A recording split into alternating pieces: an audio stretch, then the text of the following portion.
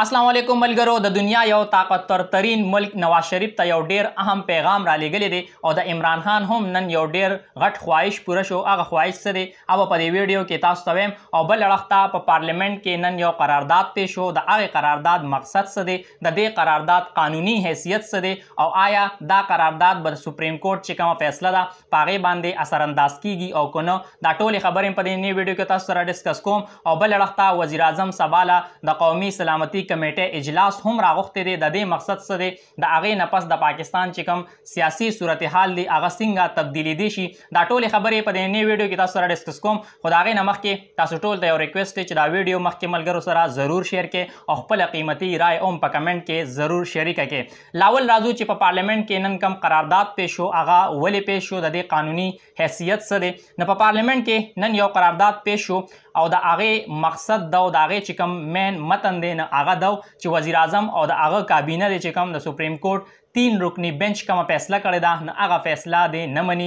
سهار هم ما تاسو ته په ویډیو کې ویلو چې نن به یو قرارداد پیش کیږي او د هغې مقصد صرف دا دی ځکه چې سپریم کورټ دا واضح احکامات موجوده حکومت له ورکړي دي چې دوی د 10 اپریل پورې کم فنډز د الیکشن دپاره پکار دي هغه د الیکشن کمیشن ته حواله کی او که چیرې په 10 اپریل باندې دا فنډز حواله نشو نو بیا به په 11 اپریل باندې سپریم کورټ د وزیر اعظم خلاف کاروایی هم کولی شي، هغه نه اهله کولی هم شي. نو اوس دوی دا داسې وکړل چې یو قرارداد د پارلیمنت هاوس نه پاس که او د هغې مقصد دا دی که چیرې په 11 اپریل باندې بیا سپریم کورټ وزیر اعظم راوغواړي نو هغه به ورته دا وایي چې یاره ما زه چې دی نه پارلیمنت هاوس د دې نه منې کړی او هغوی ماته ویلي دي چې یاره دې دپاره فنډز مه جاري کوه. یو اړخ ته ستاسو فیصله ده او یو اړخ ته د پارلیمنت چې کوم قرارداد دی د هغوی چې کوم فیصله ده نو هغه ده او د پارلیمنت چې کوم فیصله ده نو هغه د سپریم کورټ د فیصلې نه ډیره زیاته بره ده. نو د هغې د دې قرارداد مقصد صرف ده چې سبا له بیا وزیر اعظم چې دی نو هغه دا جواز پیش کی چې زه پارلیمنت د دې دغه نه د دې حکم نه د دې حکم د تعمیل نه منې کړم نه ځکه دا قرارداد پاس کړ. نو اوس تاسو ته دا وایم چې د دې قرارداد څه قانوني حیثیت شته او که نه. زما په خیال د دې قرارداد څه قانوني حیثیت نشته ځکه کو دې سره څه فرق پرېوته په دې فیصله باندې نه چې کله سپریم کورټ نواز شریف نه اهله کړو نو هغه ټایم کې بیا نون لیگ یو قرارداد پاس کړو او د سپریم کورټ چې کوم فیصله ده نه هغه به ختمه کړې وه. کله چې وزیر اعظم یوسف رضا ګیلاني سپریم کورټ نه اهله کړ نو بیا به هغه ټایم کې پیپل پارټۍ یو قرارداد راوستی او د سپریم کورټ چې کوم فیصله ده نه هغه به ختمه کړې وه. نو زما په خیال په دې باندې بس اثر نه پروزي. او بل اړخ ته دا څه چې نن سبا پارلیمنت هاوس کې روان دي نو دا د آرټیکل 68 خلاف ورزیم ده او آرټیکل 68 دا وایي چې پارلیمنت کې بعد سپریم کورټ یا های کورټ چې کوم معزز جج صاحبان دي نو د هغوی خلاف په هیڅ قسمه تقریر نه کیږي او که نن سبا تاسو وګورئ نو په سپریم کورټ کې سوري په پارلیمنت کې صرف د سپریم کورټ چې کوم ججز دي نو هغه ټارګټ کیږي او د هغوی توهین کیږي. نو یو وخت خو دا چې کوم قرارداد پیښ شو نو دا د آرټیکل 68 خلاف ورزیم ده او سبا له وزیر اعظم د قومي سلامتي کمیټې چې کوم اجلاس دی نو هغې راغوښتی دی په هغې کې به چې کوم عام فورسز سربراهان دي نو هغه به ټول په دې کې شرکت کوي. نو د دې اوس ویل کېږي دا ذرایع دا وایي چې کیدی شي دا د شهباز شریف چې کوم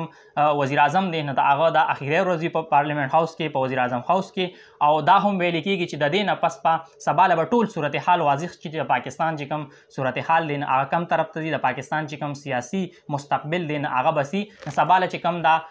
سلامتی کمیټې د اجلاس دی د دې نه پس په ټول سیاسي چې کوم صورتحال دی اب واضح شي. بل اړخ ته د دنیا یو طاقتور ترین ملک نواز شریف ته یو ډیر اهم پیغام را لېږلی دی.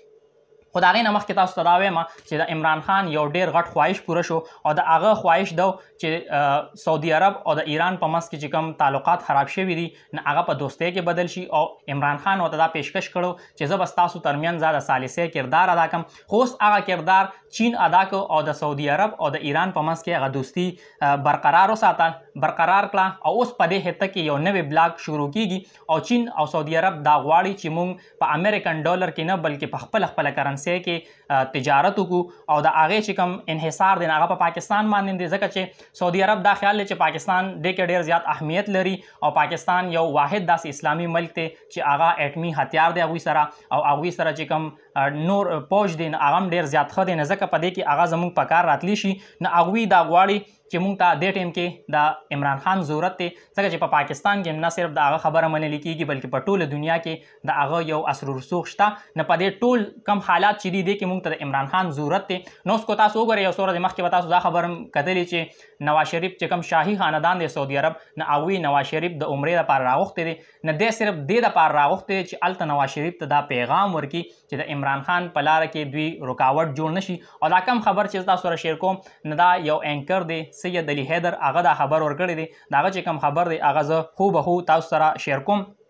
ځکه چې د محمد بن سلمان دا ډېر غټ خواهش دی چې هغه د سعودي عرب نه یو ټورست سټیټ جوړی چې د هغې انحصار صرف په تیلو باندې نه بلکې هغه سعودي عرب څنګه چې دوبۍ تاسو وګورئ نه هغه یو ټورست سټیټ دی نه داس محمد بن سلمان هم دا غواړي چې یاره سعودي عرب دیم ټورست سټیټ شي او زموږ انحصار چې دی نه هغه دی صرف په تیلو باندې نه. نو اوس ګورو چې دې خبر کې څونه حقیقت دی نواز شریف هلته لاړ شي نو بیا به څه کېږي د پاکستان چې کوم سیاسي منظرنامه ده نه هغه راتلونکو ورځو کې سي دا ټول خبر به انشاءالله تاسو سره په دې پیج باندې شیر کوم. خو د هغې نه مخکې تاسو ټول ته ریکویسټ دی دا ویډیو مخکې ملګرو سره ضرور شیر کې او د ویډیو لاندې خپل قیمتي رائے اظهار ضرور وکړئ. د الله په امان.